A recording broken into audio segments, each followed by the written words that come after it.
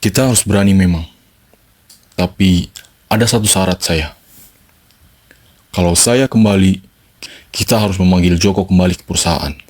Kalian tahu nggak anak kecil yang ketabrak itu Rizky. Dia anak saya, Pak. Uang ceban itu bakalan berguna di saat kamu kepepet, nak. Heh, Ahmad, kamu lagi ngapain di situ, Mad? Lah, ini Sep si kakek. Lah kok hilang? Sebelum lanjut videonya, yuk tekan subscribe dulu.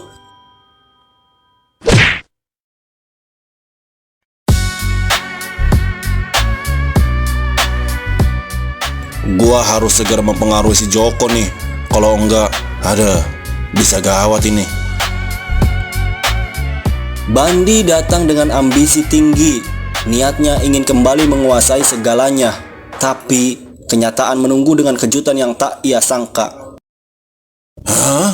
Apa-apaan ini? Rumah ini dijual. Joko nggak ada di sini. Mungkin dia kini tinggal di lapak dagangannya.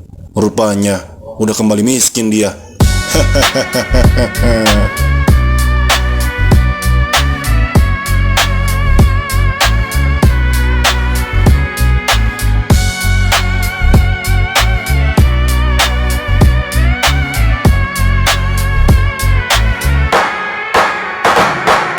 Makin dewasa, makin banyak sandiwara. Pura-pura bahagia, padahal dompet gak ada isinya. Makin dewasa, makin banyak cerita derita. Pagi udah bangun, padahal belum tidur. Lapak mie ayamnya juga kosong. Jadi dia benar-benar hilang ya dari dunia ini. Aduh, gawat ini mah. Kalau sampai dia nggak ada, gue nggak bisa negosiasi lagi nih buat cari aman. Suwe banget emang si Rudy itu tuh. Bikin gue nambah kerjaan aja. Masa syaratnya ngembalin si Joko ke perusahaan sih? Ada. Tapi tenang Bandi. Kamu belum kalah. Kamu harus cari cara lain, Bandi. Tapi kenapa rasanya hampa sekali ya? Selama ini aku bisa menindas, menjelek-jelekan si Joko. Tapi sekarang siapa yang bisa aku hina lagi ya? Kayaknya seharian gak menghina orang, gatel banget nih tenggorokan. Bandi yang awalnya niat mau mencuri start dengan mempengaruhi Joko kembali ke perusahaan, tiba-tiba ia melihat papan rumah Joko kini dijual dan lapak mie ayam kosong. Dia gelisah dan akhirnya sadar tidak ada lagi yang bisa dia hina, tapi masih saja menyimpan rencana jahat. Aneh banget ini Pak Bandi.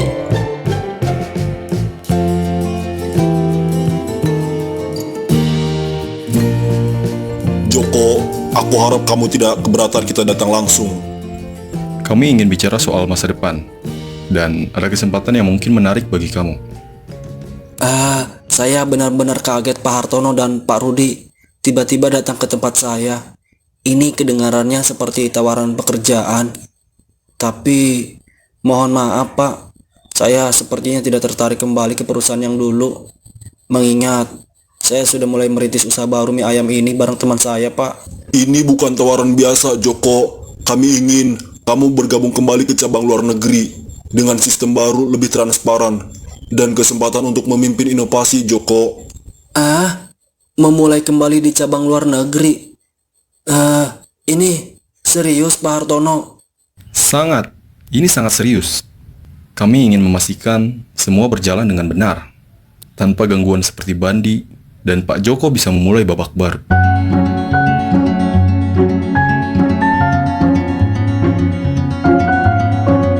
Saat Alex dan Yoga hendak bergegas ke bandara untuk pergi ke pabrik cabang baru, tiba-tiba Rizal mencegatnya.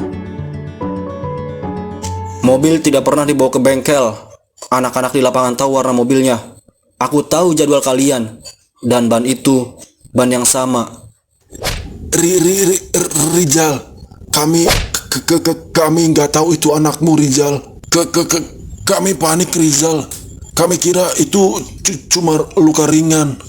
Kalian tinggalkan anakku begitu saja. Dia anakku. Anak yang menunggu ayahnya pulang membawakan sepatu.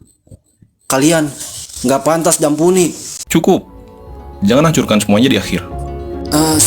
Siapa kamu? Saya sudah ikuti kalian sejak Rizal mulai curiga. Semua bukti sudah dicatat. Rekaman CCTV, percakapan, bahkan permintaan mutasi kalian. Tenang, saya ditugaskan oleh pihak LSM setelah ada laporan tak berkali dari masyarakat. Tak kunjung diselidiki polisi. Dan kalian akan dimintai pertanggungjawaban bukan di tangan kamu Rizal, tapi di tangan hukum.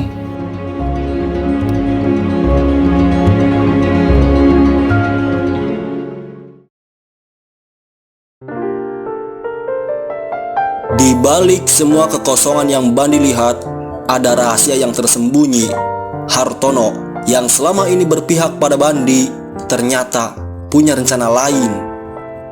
Bandi mulai terlalu percaya diri.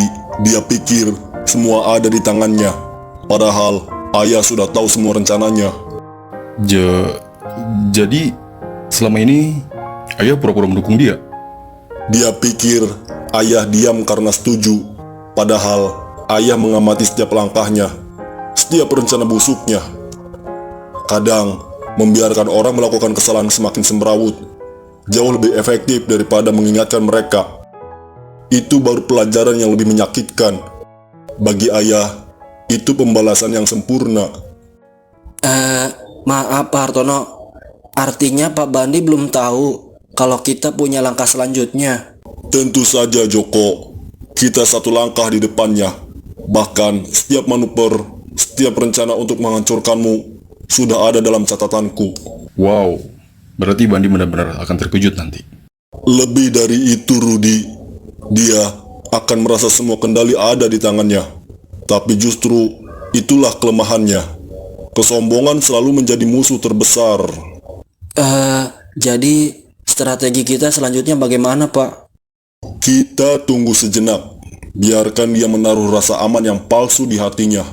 Begitu dia lengah, baru kita bergerak. Bandi selalu ingin mencuri start, tapi kali ini dia akan masuk perangkapnya sendiri. Aku suka rencana ini, Ayah. Ini seperti menonton permainan catur. Bandi sudah menggerakkan bidaknya, tapi kita yang mengendalikan papan. Persis, Rudi. Dan percayalah, saat Bandi menyadari semuanya, dia tidak akan tahu kemana harus lari. Kamu ingat, Rudi, dengan ide kopi rasa soto dan somai? Ide itu sebenarnya bisa merusak reputasi perusahaan. Dia ingin terlihat inovatif, namun itu justru beresiko besar bagi perusahaan. Lalu, bagaimana dengan lagu dari artis terkenal untuk promosi kopi kakek? Ya, ayah tahu dia menyewa artis itu. Tapi semua anggaran promosi yang meledak, dia manipulasi laporan keuangan supaya terlihat semua sah. Ayah mengetahui semua itu, Rudi. Jadi selama ini semua yang Bandi pamerkan sebagai keberhasilan hanyalah sandiwara ya Pak? Sandiwara yang hampir saja menghancurkan perusahaan. Untung saja kita mengamati dari jauh. Setiap langkahnya, aku sudah punya rencana cadangan. Artinya, kita bisa biarkan dia terus lengah, merasa menang, tapi sebenarnya dia sedang masuk perangkap. Kesombongan Bandi adalah kelemahannya. Dia terlalu percaya diri, dan itu membuatnya buta terhadap semua yang ada di sekitarnya. Saat waktunya tiba, setiap tindakan jahatnya akan kembali kepadanya. Kalau begitu, kita tunggu dia lengah, dan pastikan setiap langkah kita rapi, tidak ada celah. Percayalah, begitu Bandi menyadari semuanya, dia akan menyesal pernah meremehkan kita. Dan bukan hanya reputasinya, tapi semua rencananya akan hancur.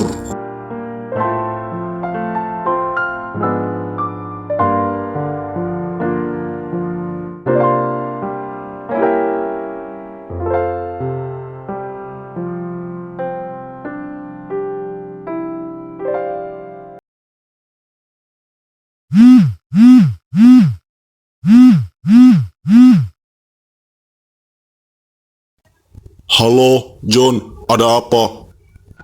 Halo Pak, mohon maaf Pak, ini panggilan darurat Pak. Apakah Bapak sudah mengetahui kabar yang tersebar di internet Pak? Untuk saat ini pabrik utama sedang kacau Pak. Sebaiknya Bapak segera mengatasi hal ini agar tidak menjadi lebih kacau Pak. Hah? Halo, John. Memangnya ada apa di pabrik utama sekarang, John? Halo, halo, halo, John. Memangnya ada berita apa di internet? Dua karyawan PT Kopi Kakek yang hendak dimutasi ke luar negeri kini ditahan atas kasus tabrak lari yang menewaskan seorang anak kecil. Korban adalah anak dari pekerja buruh lama di perusahaan yang sama. Di kota asal, ketegangan mulai memuncak. Demo besar terjadi karena kasus tabrak lari yang melibatkan karyawan perusahaan. Demo terjadi karena insiden tabrak lari yang melibatkan pegawai PT Kopi Kakek. Warga menuntut keadilan dan pertanggungjawaban perusahaan. Hah? Apa yang sebenarnya terjadi di pabrik utama? Ini bisa menghancurkan reputasi kita. Kita harus buat pernyataan resmi, publikasi, klarifikasi, apapun itu.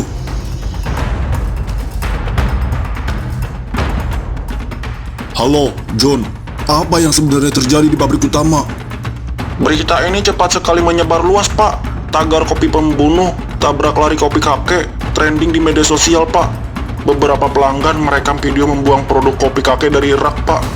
Informasi yang saya dapatkan, ternyata ada karyawan kita bernama Alex dan Yoga melakukan tabrak lari, Pak, menggunakan mobil operasional. Untuk saat ini, terjadi demo besar-besaran, Pak. Bahkan, ada sebagian pabrik kita yang dibakar habis, Pak. Para karyawan lain ikut terpancing amarah. Mereka mogok kerja dan malah ikut menghancurkan pabrik. Mereka semua menuntut keadilan, Pak. LSM dan aktivis mengecam keras, meminta PT Kopi Kakek bertanggung jawab secara moral, Pak. Kita perlu bersih-bersih. Ini lebih dari sekedar kasus kriminal.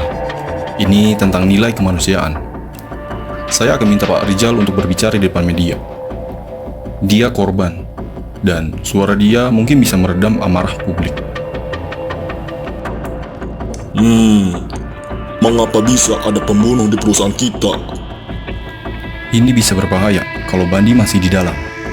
Situasi ini bisa cepat lepas kendali.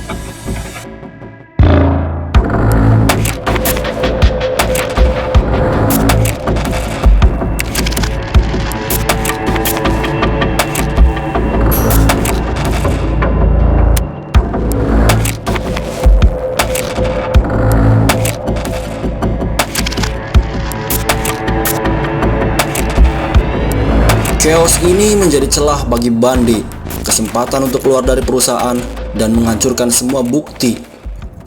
Kalau dokumen ini hilang, semua jejakku akan hilang. Nggak ada tuh yang bisa nahan gue sekarang.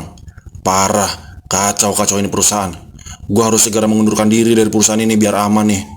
Bandi, kamu ditangkap atas kasus korupsi, manipulasi laporan, dan keterlibatan dengan tabrak lari. Hah? Apa?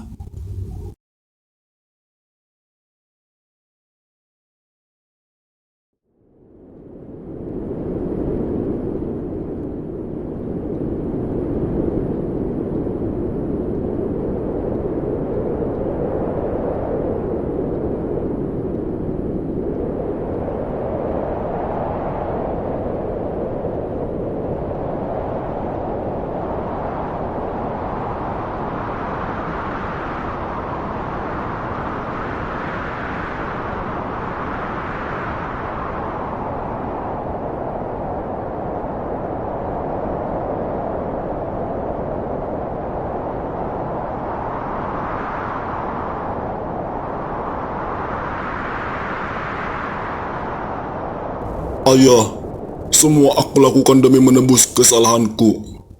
Kamu tidak salah, Hartono. Kali ini lebih banyak tumbal di pabrik, dan kamu akan semakin jaya di kemudian hari. Sebelumnya, ayah pernah masuk ke dalam mimpinya Joko di episode kedua. Namun, dia terlalu sabar untuk dijadikan tumbal. Tapi, ayah, sampai kapan aku harus menumpahkan darah? Sampai tiba waktunya kamu yang menjadi tumbal terakhir di pabrik itu. Apa? Kakek penuh Kopi kakek penuh drama. Kopi kakek tak ada yang tahu. Kopi kakek, kopi hitam sepekan mau yang kelam.